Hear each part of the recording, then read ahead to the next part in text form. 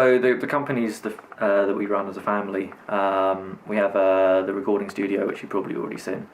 We also have a photography company. We do wedding photography and videography, which I've probably mentioned on a few things. And I generally help out with that wherever I can. Add to that is event planning. And so we have one of our colleagues plans weddings and that sort of stuff.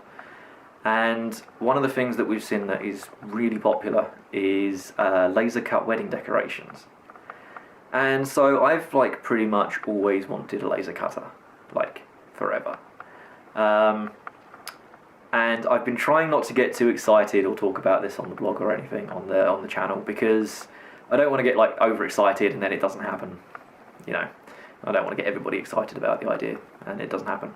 But I am now sitting in the studio. I have boxes of parts behind the camera which I keep looking at, and it's happening. We're building a laser cutter, which is probably going to be one of the cooler projects, particularly the workshop tech projects that I do this year. I mean, in the workshop we've got the 3D printer, we've got a small desktop mill, we have a CNC lathe, but that needs quite a lot of work on it, and that's one of my projects for later on in the year, is refurbishing the lathe. It's a cool thing, but it's not a priority at the moment because I can't really think of that many things right now that I need the lathe for.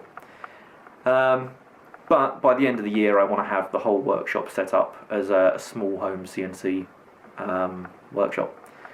And the biggest part of that is going to be the laser cutter. So we sat down and we talked about it, and we came up with loads of different ideas for what we could make with it, and how, you know, how different things would benefit the company. And we got to the point where we basically figured out that it was a pretty good investment. So I've taken, my current budget is £1,000. We're currently about £480 into that budget.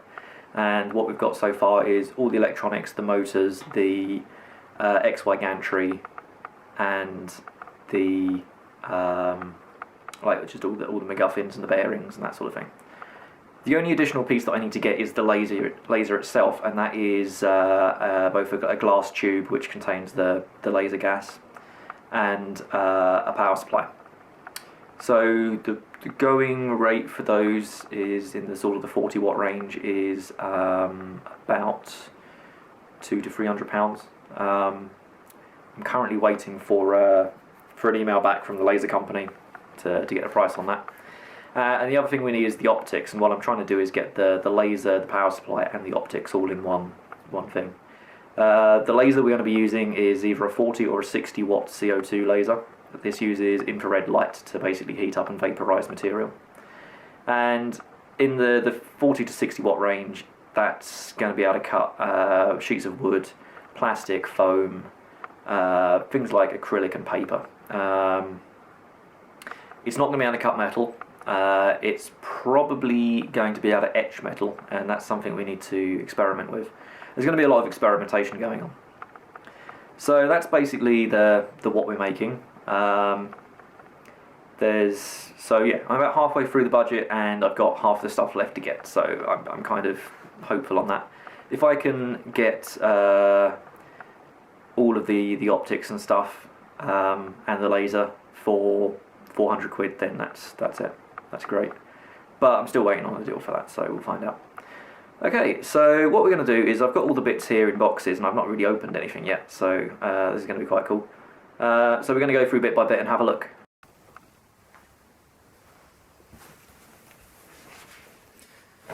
Oops.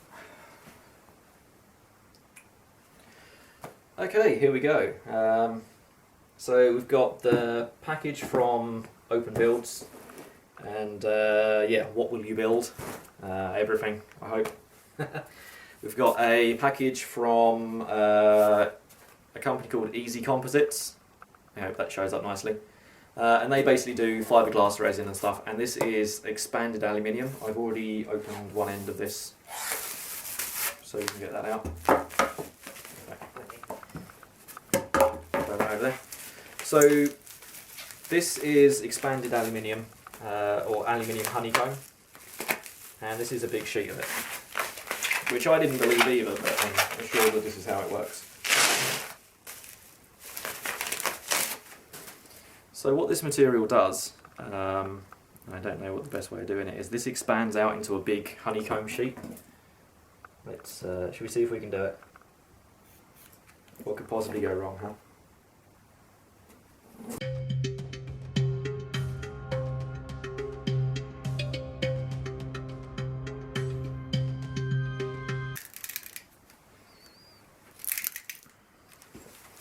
Right, so I'm not going to expand this out all the way, we're just going to try and do a little bit of it. But as you can see, this is not going to focus. Come on, you can focus, you can do it. So yeah, this is basically honeycomb shape. And what this does is, this is going to be the flat sheet that, this is going to stretch out into a big flat sheet that everything sits on inside the cutter. And it's quite rigid this way. But what's important is it has very little cross section when the laser goes down through it. And so the laser will go through without damaging this, but it will cut whatever's on top of the material. Okay, I'm just going to get that back in the tube. And over the next week or so we're going to get the parts to build the table for this to sit on, and that's then going to get installed on that.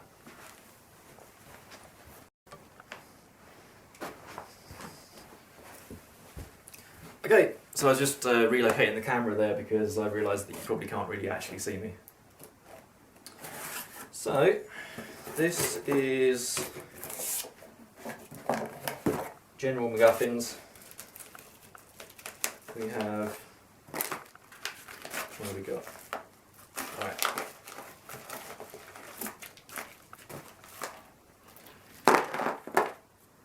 Just tip all these out into here, to be honest. We have a parallel cable that came with the board. Probably not going to use that. Okay, so I just had a bit of a rethink about how to shoot that last bit because the camera wasn't really set up very well. So the first thing we got here is the pulleys. These are toothed pulleys. They have an 8mm diameter shaft, and so these will go onto the motor, and then the toothed belt here, which is unravelled all over the place. This is 10 meters of this, which is more than I need. That will allow the platforms to move up and down. And we also have these, which are shaft connectors, and these have like the spring bit in the middle to help them align better. And so what's going to happen is, these are the stepper motors. This is a NEMA 24 or a 27.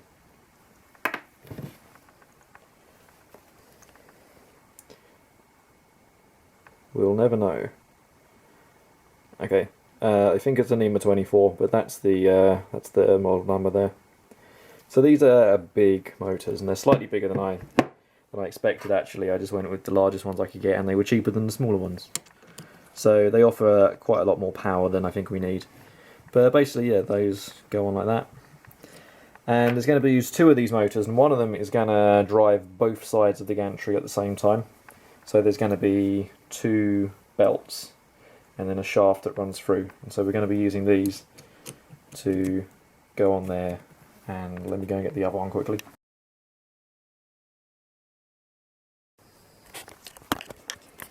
Okay, so that's essentially how that's going to go together, and then there's going to be an 8mm shaft connected to each side of this, and then there's going to be one on that side and one on this side. And that's going to let us drive both sides of the carriage at the same time. So this one's going to be fitted to the table. There's going to be the other motor, which is going to be fitted to the slide, which will move up and down with it. And that's going to give us our X and our Y cutting directions. Okay, so to power those, we've got the stepper driver board. This is a 4-channel board. It also has a channel for a spindle, and it's controlled with pulses over a parallel port. This parallel port is actually going to then be connected to the Arduino Mega, so we can have real-time firmware running, rather than the fake real-time stuff coming from the computer, which has caused problems with the mill, which has almost exactly the same board in it.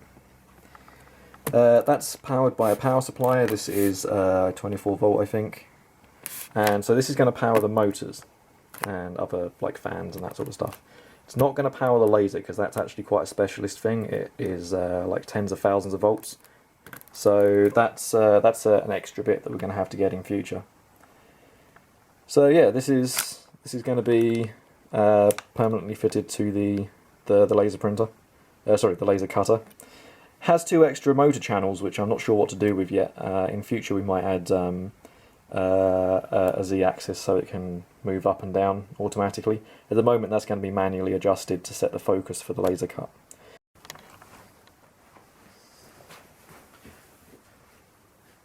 Okay, so we're back over here and we're going to get into the open build box.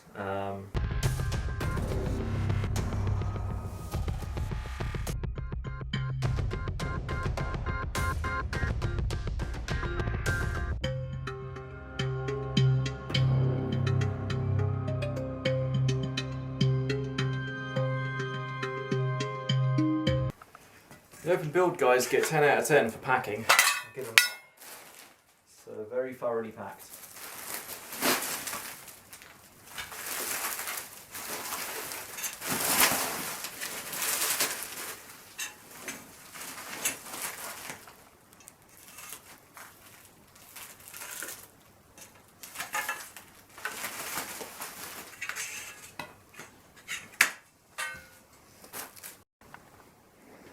Okay, so what do we got? We have 3 60mm gantry plates. These are, I think, sorry, they're not. These are the universal gantry plates, and we're going to use these to build the sliders that go along things. We have 3 of 1 meter lengths. This is 40 by 60 aluminium extrusion, and this is called V-slots extrusion, which is a little bit different from normal machine extrusion. Let me see if I can focus up on this, because it has, if you can see just here, a 45-degree slot like this, and that's perfect for rolling like self-centering wheels up and down. So it's been designed to act as a linear slide. We then have 2 1.5 meter lengths of the same, and so this is going to be the x-axis, and then these are going to be the y-axis. And so what I'll do is I'll stick those out on the floor, just rough them out so you can kind of see roughly what it's going to look like. These are the 2 MacGuffin bags. I'm going to go and open those up on the table in a minute. But these, I think this one contains the wheels and this one contains the hardware. Okay, so here's the 2 hardware bags emptied out. We have 2 packets, I think this is 50 total, of T-nuts. And these are, I'll obviously be documenting all of the way, all of the build, but these allow you to bolt things to the aluminium extrusion. We've got these, which are 90-degree bends, so for assembling the corners. So this is going to be going into assembling the frame. We've got a selection of screws. I got some 10mm, some 8mm, and some 15mm because I wasn't sure what sizes I'd need. And I think this is 25, 50 and 50 of those.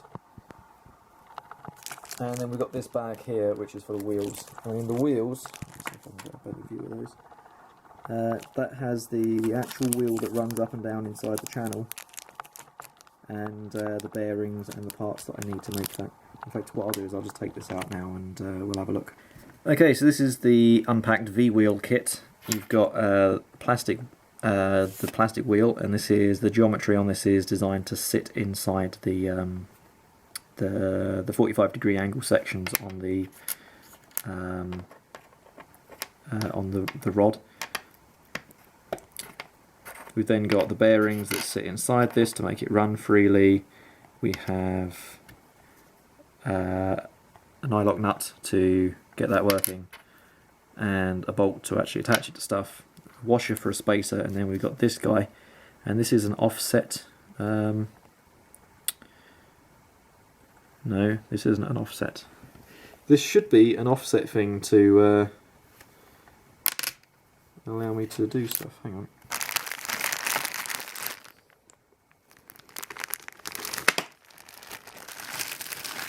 Hopefully, unless I've ordered this wrong.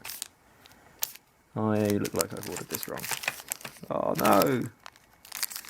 Spacer. Plain spacer, plain spacers. Ah, wow. Okay, well, first mistake. So this is symmetrical. It's equal around all sides. Not that it's going to focus.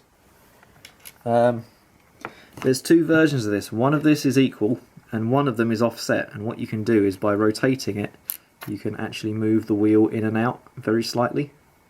And what I've realised is that the ones that I've ordered are all central. So this might work or it might not work. We're going to have to see how good it is. Alright, so I've had a bit of a play around. This is essentially how this is going to go together. And the track runs up this way. Without the correct adjusting bolts in this side, it's not going to work. Basically what they allow you to do is move the wheels closer together so that it holds onto the tube. If I can try and get a bit of tube in here. You can see it's quite a loose fit because you can't adjust the ones on this side in. So what I'll have to do is get hold of the open build and order some of those adjusting nuts. But this is basically how this is going to go together, and you can see how the wheels go in there. Hey guys, right, thank you very much for watching. This is part 1 of the laser cutter build along. And I'm going to try and do this as a build along rather than like a thing where I just do a little update every now and then. So you saw we had a little problem where I'd ordered some of the wrong parts. I'll see if I can get that fixed.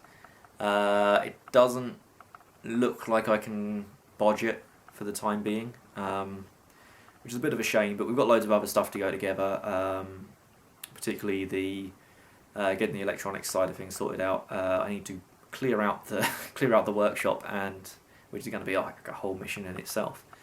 So basically empty out the workshop and build a big table for this.